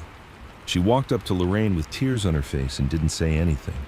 She just took Lorraine's hand in both of hers and held it. Held it the way you hold something you're afraid will break if you let go. And Lorraine held back. Garland Tate did not clap. Garland Tate stood beside his demonstrator 772, with its bent cylinder bar and its stained access panels and its engine still ticking as it cooled. And he didn't move. His hands were at his sides. His face had gone pale. Not red the way it went when he was angry. Pale. The color a man turns when something he believed for 25 years collapses in front of his eyes and there's nothing left to hold on to. He looked across the field at the Gleaner A, at the faded paint, at the hand-sharpened cylinder bars, at the canvas feeder belt cut from a scrap pile 9 years ago, at Lorraine standing beside it, small and tired and covered in dust, one hand on the machine the way a person rests a hand on the shoulder of someone who has carried them through something they couldn't have survived alone. He watched her take Betty Krause's hand. He watched the people around her, not laughing now, not talking, just standing close, as if proximity to what she'd done might explain how it was possible. Garland Tate stood absolutely still for 5 full minutes. The men who'd been standing near him noticed. They looked at him and then looked away. They'd remember this moment for a long time. The moment the John Deere dealer watched a 25-year-old Gleaner A do what his $62,000 machines could not. He didn't say a word.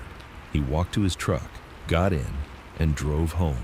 The demonstrator 7720 sat in the field until the next morning when a service truck came to tow it back to the dealership. It sat there all night in the dark, alone, cooling, the bent cylinder bar hidden behind the access panel like an injury a man doesn't want anyone to see. That evening, 3 things happened that Lorraine didn't know about until years later. First, Garland Tate's wife asked him what was wrong when he walked through the door. He didn't answer. He went to the bedroom and closed the door.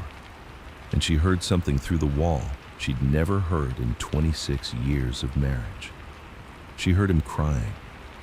Not the kind of crying that comes from pain, the kind that comes from something breaking that can't be repaired. Second, Burl Stackhouse called 2 other grain elevator operators in neighboring counties and told them what he'd seen. Word travels fast in farming country when the story is good enough. And this story was good enough to travel 100 miles in a week. Third, sometime after midnight, Garland Tate sat at his kitchen table and picked up the phone. He held it for a long time without dialing. His fingers rested on the rotary dial and didn't move. Then he put it down. Then he picked it up again. Then he put it down again. 3 weeks later, he would finally make the call. And the person he called would be the last person anyone in Audubon County expected. On a Thursday evening in early October of 1985, Lorraine was in the workshop replacing a fuel filter on the WD-45 when the phone rang in the kitchen. She wiped her hands on a rag and walked inside. The phone was on the wall beside the refrigerator, the same rotary phone Virgil had installed in 1964. The same cord stretched and coiled from 20 years of being carried to the kitchen table during conversations that lasted longer than the cord was meant to reach. The voice on the other end was one she recognized immediately, but she'd never heard it sound like this. Quieter, thinner, like a man speaking from somewhere smaller than the room he was sitting in. Lorraine, it's Garland Tate. She didn't say anything for a moment. In 9 years of living in Audubon County as a farmer, Garland Tate had never once called her on the telephone. He'd driven to her farm. He'd talked about her at the feed store. He'd watched her from his truck on the county road. He'd said little girl across a gravel lot. He'd said sweetheart with his hand on her shoulder. He'd predicted her failure to anyone who would listen. But he had never picked up a phone and dialed her number. The act of calling was itself an admission of something he wasn't ready to say out loud yet. "I was wondering if I could come out and talk to you," he said. "Not to sell anything, just to talk." Lorraine looked out the kitchen window at the fields. The corn was in. The beans were in. The stubble stretched flat and gold under the October sky, the color of a season that had given everything it had and was resting now before the cold came. "All right," she said. "Come tomorrow afternoon." He came at 2 o'clock. Lorraine heard his truck before she saw it, and the first thing she noticed was that it wasn't the F250. It was an older Chevy with rust along the wheel wells and a dent in the tailgate, the kind of truck a man drives when he stopped caring about what his truck says about him. Garland got out slowly. He was wearing a flannel shirt, untucked, no pressed khaki, no name stitched above the pocket.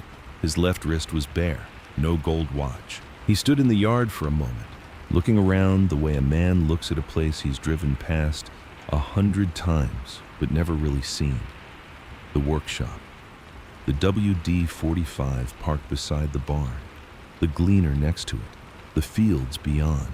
420 acres of stubble, all of it owned outright by the woman walking toward him from the workshop door. Lorraine stopped about 10 feet away. She didn't offer her hand. She didn't invite him inside. She just waited. The same way she'd waited at the auction 9 years ago. The same patience, the same stillness. Garland looked at her. Then he looked at the ground. Then he looked back at her. The certainty that had lived in his eyes for 24 years was gone. "I'm closing the dealership," he said. Lorraine nodded. She'd heard the rumors. Everyone in the county had. Garland kept talking, and his voice was different from any voice she'd ever heard come out of him. No confidence, no pronouncements, no salesman's rhythm, just words falling out of a man who'd run out of ways to hold them in. 24 years I sold equipment in this county, financed every deal I could, told every farmer who walked through my door that they needed bigger, newer, more powerful machines. I believed it. I believed every word of it. And now 11 of my customers have lost their farms. 11 families, Lorraine, gone. Because of loans I helped them sign. He stopped, swallowed. The sound was audible in the still October air. Started again. "I watched you cut Wendell Krause's field last month. I watched that gleaner run for 14 hours without stopping while my demonstrator jammed twice and bent a cylinder bar. I stood in that field, and I couldn't move because I realized something I should have realized 9 years ago when you walked out of my showroom and I called you a little girl behind your back." He looked at her, straight, the way she'd looked at him every time he'd come to her farm, without flinching. "You were right about everything. The machines, the debt, the way to farm. You were the only person in this county doing it right. And I spent 9 years telling people you were doing it wrong." Lorraine leaned against the workshop door frame. She didn't smile. She didn't look away. She didn't soften. She let him finish. He had earned the right to say every word, and she had earned the right to hear them without making it easier. "Your grandfather tried to tell me once," Garland said, "years ago. He came into the dealership and I tried to sell him a 443. Same pitch, same smile, same financing agreement. And he looked at me and said, 'Garland, you're not selling tractors. You're selling debt.'" Garland's voice cracked. A small sound, like a branch giving way under weight it was never meant to hold. I laughed at him, the same way I laughed at you. He paused. The wind moved through the stubble. A meadowlark called from a fence post, 2 notes, the second lower than the first, the song of a bird that doesn't know anything about debt or failure or the distance between what a man believes and what is true. "Virgil was the smartest man I ever met," Garland said. "I just didn't know it until it was too late." Lorraine was quiet for a long time. The wind moved. The meadowlark called again.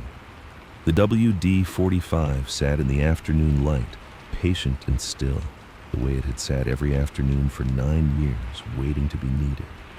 When she spoke, her voice was calm, not cold, not warm, just steady. The way a person sounds when they've spent a long time thinking about something and have finally found the words that say it true. It was never about the equipment, Garland. Your John Deeres were fine machines, strong engines, good steel. There was nothing wrong with the iron. The problem was never the iron. The problem was the paper behind it. Monthly payments don't care about drought. Monthly payments don't care about corn prices. Monthly payments just come, every single month, whether the rain does or not. My grandfather understood that. I just listened to him. Garland closed his eyes for a moment. When he opened them, they were red. The redness of a man who has been holding something back for weeks and has just felt it break through. $1,200 for 2 machines, he said quietly. Best investment anyone in this county ever made. Lorraine shook her head. No. The best investment was 28 years of maintenance records and a grandfather who believed a 22-year-old woman could farm. They stood in the yard without speaking for a while. The meadowlark called again. The sun moved behind a cloud and the light went gray, then gold, then gray again, the way October light does in western Iowa, as if the season can't decide whether it's ending or beginning. I owe you an apology, Garland said. A real one. Not just for the dealership, for every time I drove out here and told you that you were wrong. For every time I called you that girl at the feed store, for the words I said at the auction. I'm sorry, Lorraine. Lorraine looked at him, at the bare wrist where the watch used to be, at the flannel shirt that wasn't pressed, at the older truck with the rust on the wheel wells, at a man who had spent 24 years believing in something that had failed him and everyone who trusted him. I appreciate that, Garland, she said, and I'm sorry about the dealership. Losing something you built is painful no matter who you are. Garland looked at the Gleaner, looked at it for a long time, the way he'd looked at it in December of 1983, but different now, not bewilderment, something closer to reverence. The look a man gives something he has finally understood after spending years refusing to. That canvas belt, he said. Is that the same one you put on in 1976? Same one, cut from a grain elevator scrap behind the co-op. Cost me nothing. Garland let out a long breath and looked at the ground, then back at the belt, then at Lorraine. His expression had changed into something she had never seen on his face in 9 years. It wasn't dismissal. It was wonder. The wonder of a man who has finally seen something so clearly that the clarity itself is almost painful. 9 years on a scrap belt, he said. I couldn't sell a belt that lasted that long if I charged $1,000 for it. He got in his truck. Before he closed the door, he turned back one more time. Virgil would be proud of you, Lorraine. I hope you know that. She watched his taillights disappear down the county road, the same direction, the same view she'd watched 9 years ago when he'd driven away predicting her failure. But everything was different. The woman was different. The man was different. Even the light felt different, softer, as if the day itself had decided to be gentler with both of them. Lorraine didn't feel victory. She felt the same heavy, complicated thing she'd felt when she bought Nolan Sutter's land, when she'd sat with Nolan in the yard while he told her she was right about everything. Sadness and gratitude braided together, because Garland Tate wasn't a bad man. He was a man who had trusted the brochure more than the soil, the balance sheet more than the person, and the industry he believed in had failed everyone, including him. She went back to the workshop, picked up the fuel filter she'd been replacing, and finished the job. The WD-45 needed to be ready for fall plowing. There was always more work to do. Garland Tate closed the dealership in November of 1985. The building on Main Street in Audubon sat empty for 2 years before a farm supply store moved in. Garland took a job managing an equipment lot in Carroll, 40 miles east. He worked there for 11 years. Quiet, steady, selling used equipment at fair prices to people who couldn't afford new. People who knew him before said he was a different man, smaller in some ways, kinder in others. He never wore the gold watch again. Lorraine Dunmore kept farming. She farmed from 1976 to 1998, 22 years. She expanded to 520 acres over time, always buying at auction, always paying cash, never carrying a mortgage or an equipment loan or an operating line of credit. Every acre she owned was free and clear the day she signed the deed. She never bought a new tractor. Every piece of equipment she ever used came from an auction or an estate sale, rebuilt in her grandfather's workshop with her grandfather's tools. The 1953 WD-45 she bought at the Cass County auction ran until 1994. 41 years of service on that engine. She did 2 full rebuilds over its lifetime, both in the workshop, both using parts she sourced from catalogs and salvage yards. When she finally parked it in 1994, she cleaned it from top to bottom, greased every fitting, and set it on blocks in the barn. The Gleaner A ran until 2001. 41 years old when Lorraine cut her last row with it. She did 4 engine rebuilds, replaced the canvas belt twice, both times with scrap material. The cylinder bar modification her grandfather designed in April of 1976, 4 months before he died, was still installed when the machine made its last pass. It had never been changed. It had never needed to be. Lorraine's total equipment investment over 22 years of farming, including the original $1,200 purchase, all repairs, all parts, all rebuilds, all modifications, everything, came to less than $3,500. During the same period, the average equipment expenditure for a comparable operation in Audubon County was between $180,000 and $250,000. Lorraine spent less on equipment in 22 years than her neighbor spent in 2. After 1985, something changed in the way people talked about Lorraine Dunmore. The laughter stopped. The gossip shifted. Farmers started showing up at her workshop, not to mock, to ask. How did she keep the WD-45 running so long? What was the trick with the Gleaner? Could she show them how to rebuild a hydraulic pump? Lorraine started opening the workshop on Saturday mornings. Anyone could come. She didn't charge. She didn't lecture. She just showed people how to do the work, the same way Virgil had shown her, patiently, quietly, one bolt at a time. She kept a coffee pot on the workbench and a jar of cookies on the shelf. And by 1988, Saturday mornings at the Dunmore workshop had become something like an institution, a gathering, a place where young farmers could come and learn things that no dealer would ever teach them, because no dealer could make money from a man who fixed his own machines. Between 1988 and 1998, Lorraine helped 14 young farmers buy used equipment and learn to maintain it themselves. She went to auctions with them. She inspected machines for them. She loaned them tools and walked them through repairs in her workshop on weekends. 3 of those 14 are still farming today. Their combined acreage is over 2,400 acres. None of them have ever financed a piece of equipment. Burl Stackhouse, the grain elevator manager, became Lorraine's unofficial ambassador. Whenever a new farmer came through the elevator for the first time, nervous, young, drowning in equipment debt they couldn't afford, Burl would write a name and a phone number on the back of a grain ticket and slide it across the counter. "Call Lorraine Dunmore before you sign anything else," he'd say. "She'll save you $50,000 and 10 years of heartache." Burl retired in 1996. He died in 2004 at 82.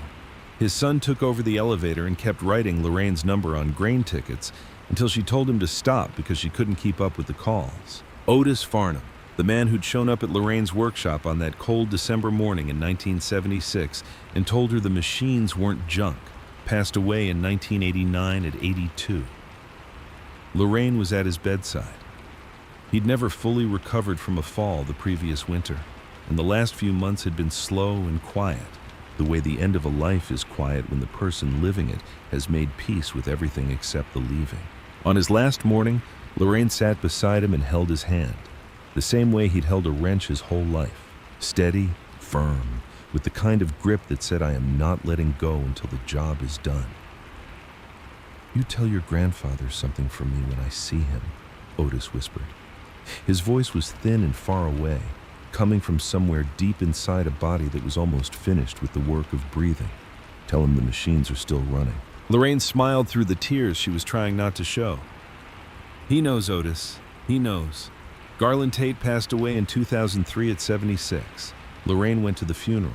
She sat in the back of the church in Audubon, the same church where she'd sat in the back pew every Sunday for 27 years, close enough to hear the sermon, far enough back to leave without anyone noticing. The service was small.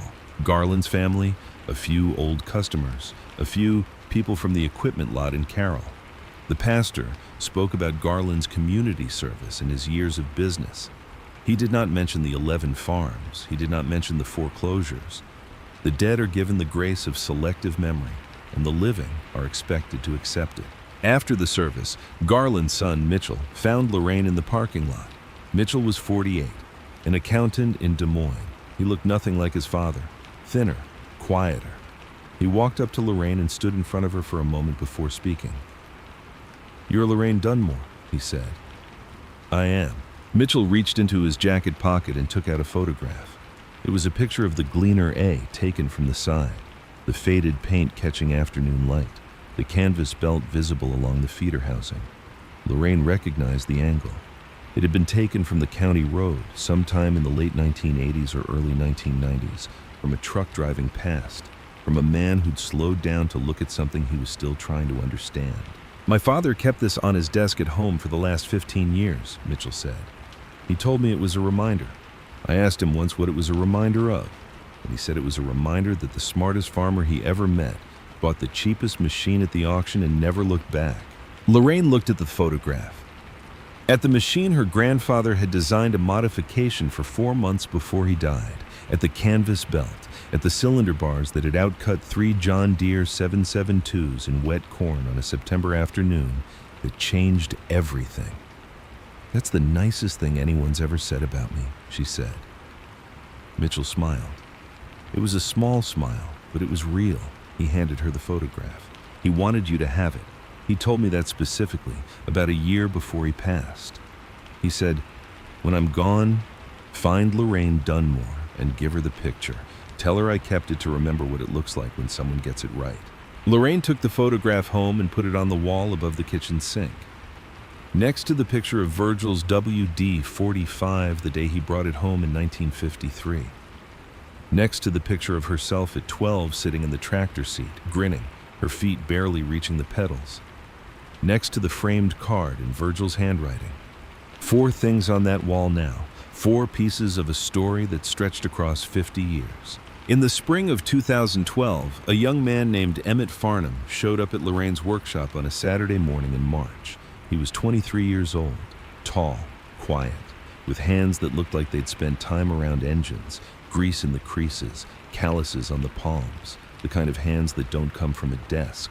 He was the grandson of Otis Farnham, the man who'd been Virgil Dunmore's closest friend, the man who'd walked into this workshop 36 years earlier and told Lorraine the machines weren't junk, the man who'd whispered, "Tell him the machines are still running" on the last morning of his life. Emmett had been working as a hired hand on a corporate farming operation east of Carroll. 3 years of running somebody else's equipment on somebody else's land for somebody else's profit. He wanted to farm on his own. He had $8,000 saved. The new equipment dealer in Audubon, an AGCO franchise that had moved into the old Tate building after the farm supply store relocated, had quoted him $420,000 for a starter package. Tractor, planter, combine. Financed, of course. Lorraine was 58 years old. Her hair had gone gray. Her hands were still calloused, still grease-stained, still the hands of a woman who'd spent her life turning wrenches in cold workshops before dawn.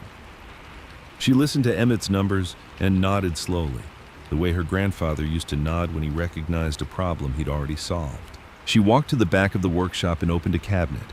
Inside were 2 journals. The first was Virgil's, the brown leather maintenance Bible with 28 years of records and the modification drawings that had changed everything.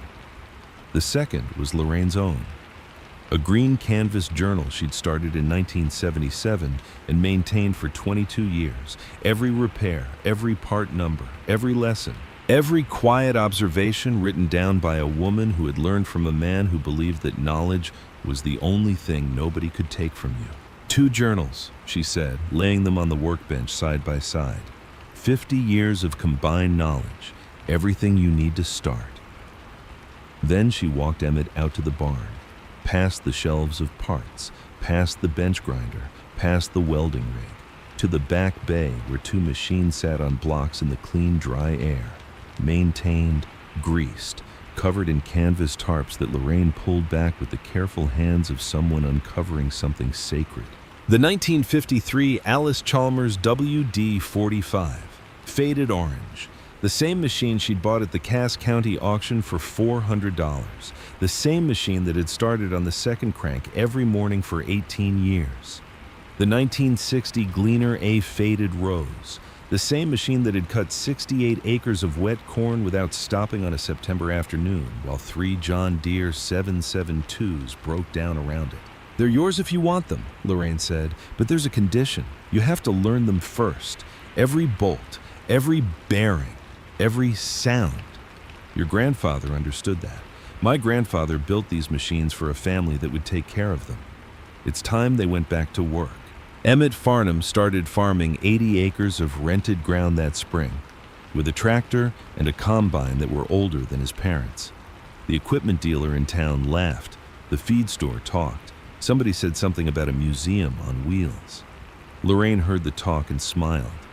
It was the first time in 36 years that the laughter didn't sting, because she'd heard it all before, every word, every chuckle, every headshake, and she knew exactly how the story ended. The echo was perfect. Different generation, same machines, same laughter from people who measured value by price tags, same quiet answer from someone who measured value by what you understood and what you owned outright. Otis's grandson farming with Virgil's granddaughter's machines, carrying forward 50 years of knowledge that nobody could repossess and nobody could take away by calling alone. Lorraine Dunmore is 72 years old now. She lives in the same farmhouse her grandfather built on the same 280 acres Virgil bought with savings and a GI loan in 1948. The roof doesn't leak anymore. She fixed it herself in 1981. She reads the two journals sometimes, late in the evening, the way a person reads letters from someone they loved.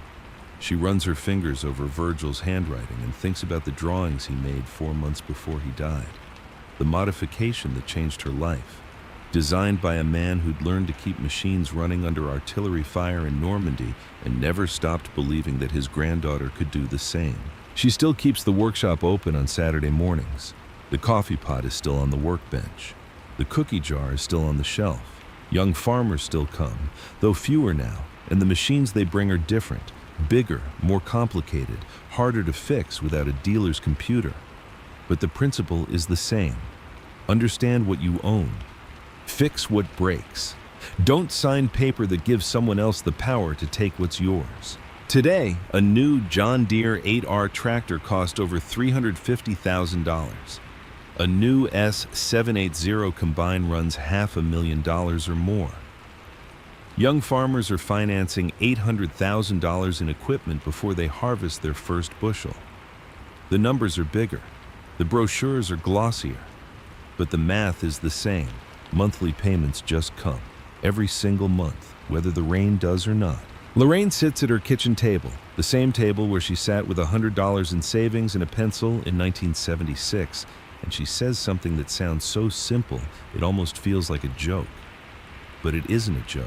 It's 50 years of proof. People ask me how I survived when everyone else went under.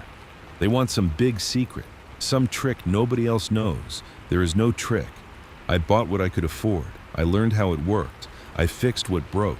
And I never, not once, in 22 years of farming, signed a piece of paper that let a bank decide whether I kept my land. She pauses, looks at the wall above the sink, at the 4 things hanging there.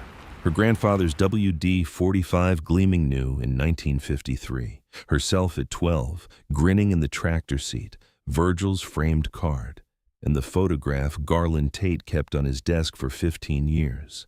A picture of the Gleaner, A, taken from the county road, the cheapest machine at the auction, still running, still cutting, still proving that the smartest investment isn't the one that costs the most. My grandfather spent 28 years maintaining those machines and writing down everything he learned, she says. I spent 22 more years doing the same.